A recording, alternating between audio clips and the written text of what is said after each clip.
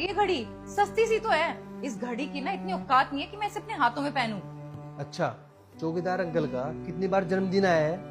तुमने कभी गिफ्ट दिया उनको? तुम्हारे लिए 3 महीने की सैलरी जोड़ के वो गिफ्ट लेके आए हैं और तुम बोल रही हो कि इस गिफ्ट की कोई औकात नहीं है। अरे औकात तो हमारी नहीं है, इतना महंगा गिफ्ट हम नहीं दे सकते किसी को। क्या हमने अपनी 3 महीने की कमाई जोड़ के किसी को गिफ्ट दिया है कभी? नहीं दिया ना।